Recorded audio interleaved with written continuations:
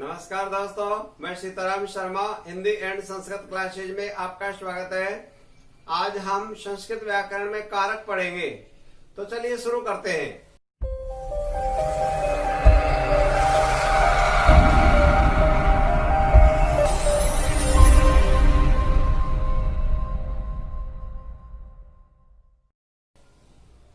दोस्तों, टॉपिक है कारक। कारक को संस्कृत में विभक्ति कहते हैं।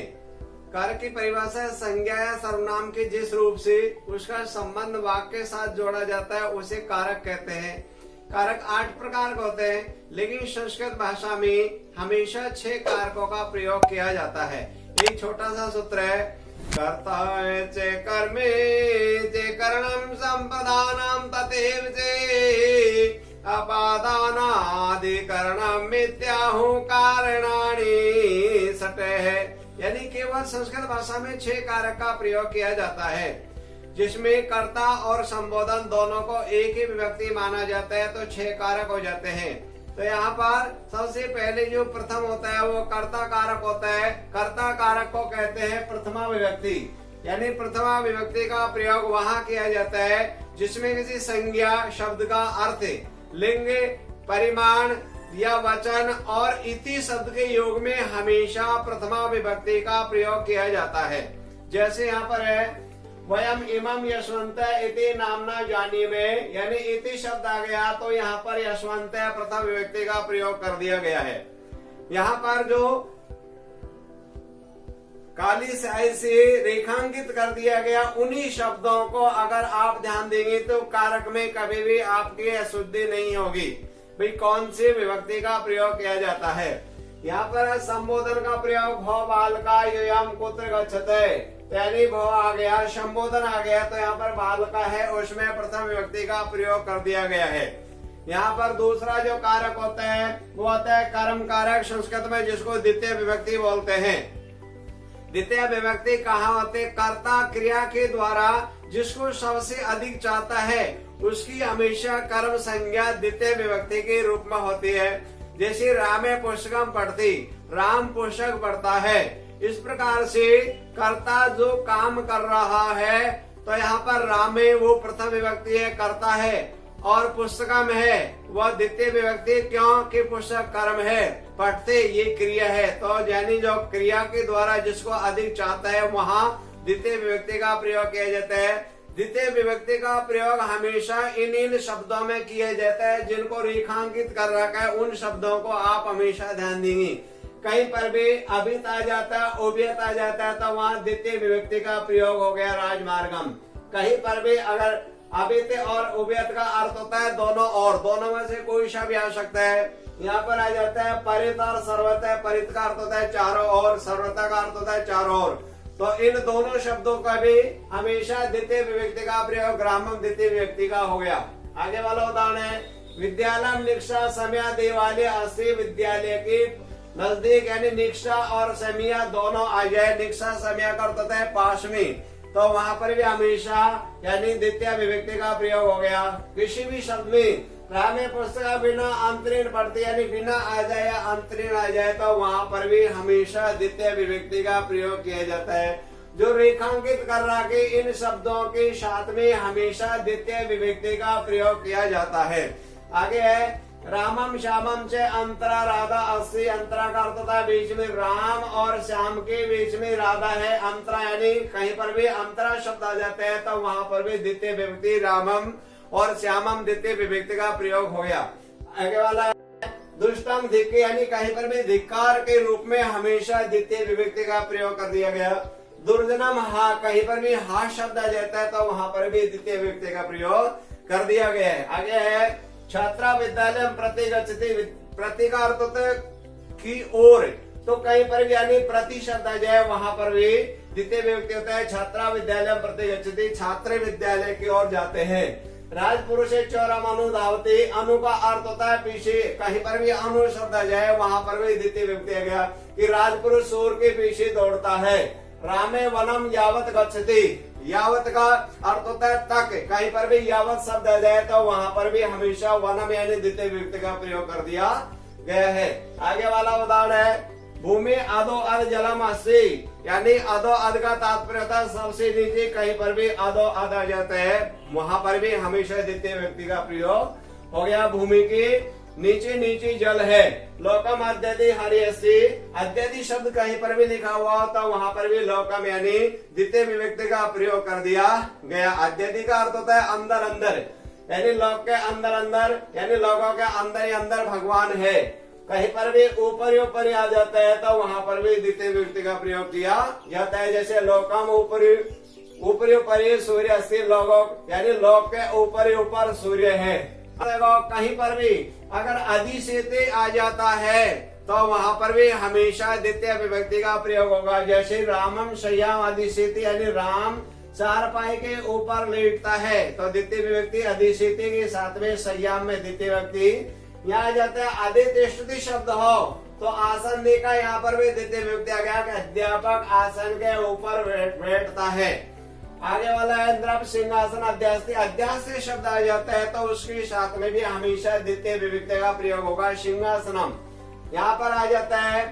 अगर कहीं पर भी उपवस्ती आ जाता है उसके साथ में भी द्वितीय विभक्ति आ गया। नगरम श्यामे, नगरम उपवस्ती यानी श्याम नगर के नजदीक रहता है। उपवस्ती का अर्थ होता है नजदीक।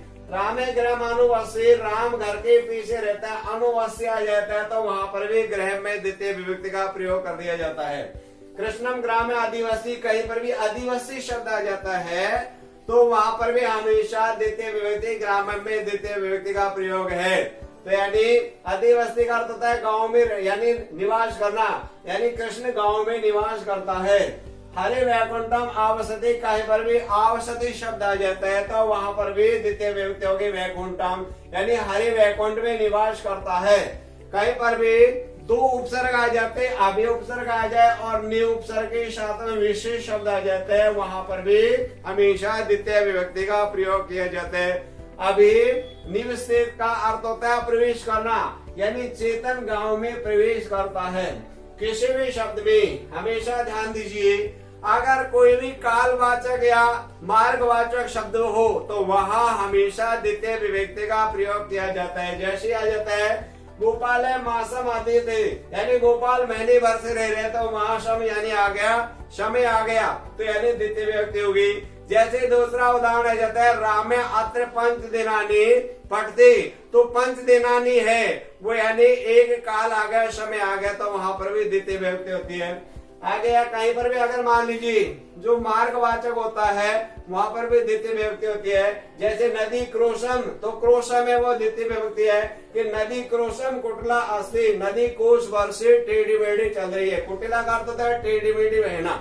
तो यहाँ पर भी जैसे इसी से संबंधित दूसरा उदाहरण है प्रदीप योजना पढ़ती, यानी प्रदीप योग बहुत समय से पढ़ रहा है तो वहां पर भी हमेशा द्वितीय विभक्ति का प्रयोग किया जाता है।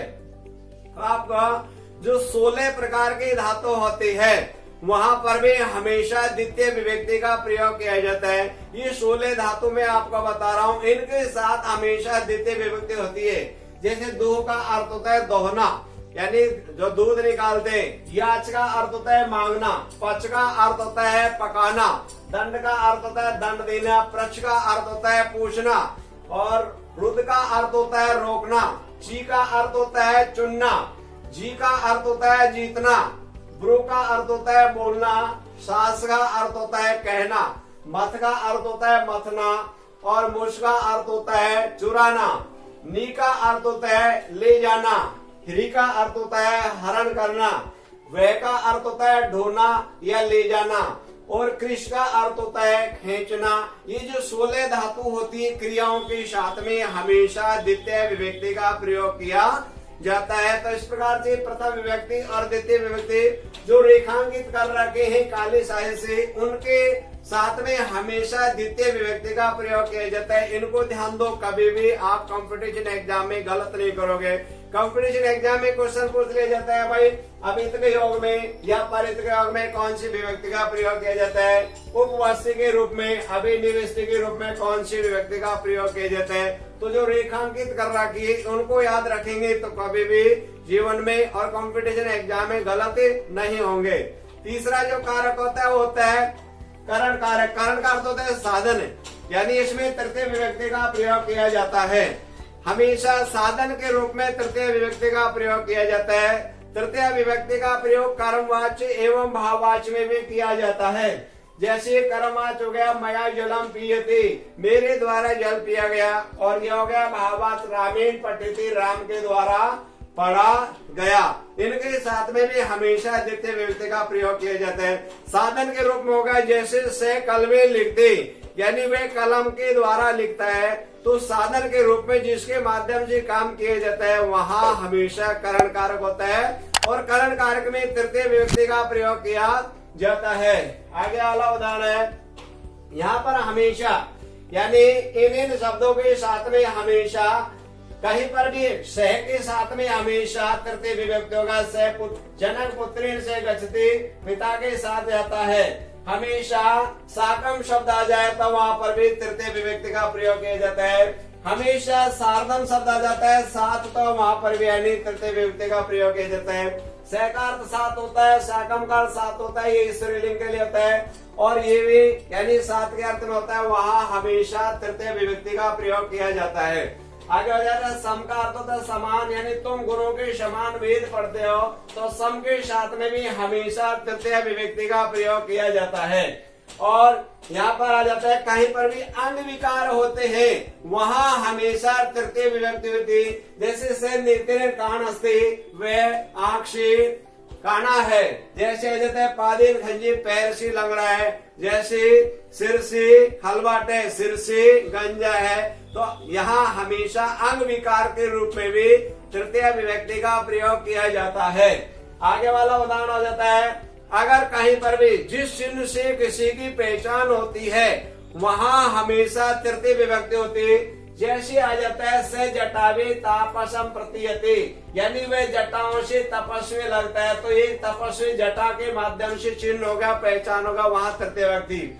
और से बालक पुस्तके छात्र प्रतीयते, यानी जो बालक है वो पुस्तकों, वह बालक पुस्तकों से छात्र प्रतीत होता है, तो यानी पुस्तकों के माध्यम से ये छात्र हो गया, ये भी एक चिन्ह हो गया, वहाँ हमेशा तृतीय व्यक्ति का प्रयोग किया जाता है। हमेशा कोई भी यानी प्रकृति स्वभाव आदि के साथ में भी क्रिया विशेषण जो शब्द होते हैं वहाँ हमेशा तृतीय विभक्ति का प्रयोग किया जाता है।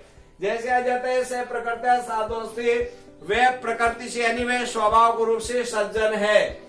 गणेश सुखे जीवते, गणेश सुख से जीवित जीवन यापन करता है, ये भी स्वभाव रूप से हो गया। अनुष्का सरलता लिखते, अनुष्का सरलता से लिखती है, तो ये भी प्रकृतियों का स्वभाव हो गया, इसमें यानी क्रिया विशेषण की एक विशेषता बताई जाती है। तो यहाँ पर हमेशा यानी सरलता तृतीय विभक्ति है, सुखीन तृतीय विभक्ति है, प्रकृति है वो तृतीय विभक्ति है। अब ध्यान दीजिए, हमेशा निषेधार्थक हो और अलम शब्द हो वहाँ पर भी हमेशा तृतीय विभक्ति का प्रयोग किया जाता है। जैसे अलम विवादीन, यानी व्यर्थ में विवाद मत करो, अलम हसीतीन, व्यर्थ में मत हंसो, तो कहीं पर भी निषेधार्थक हो वहाँ अलम शब्द हो तो उनके साथ में भी हमेशा तृतीय विभक्ति का प्रयोग किया जाता है। आप केवल जो रेखांकित यहाँ दे रखी इनको ध्यान देना, कैसा विभाग कहा जाए, उस रेखांकित शब्द से पहले जो मूल शब्द है वहाँ पर विभक्ति लग जाती है, उनको ध्यान दो, कंपटीशन एग्जाम में कभी भी गलत नहीं होगा। दोस्तों, अगर आपको ये वीडियो अच्छा लगे तो आप इसे लाइक करिए तथा हमारे चैनल को सब्सक्राइब करिए, और इस टॉपिक में किसी प्रकार के आपको कोई प्रॉब्लम हो तो आप हमें कमेंट करके अवश्य बताएं।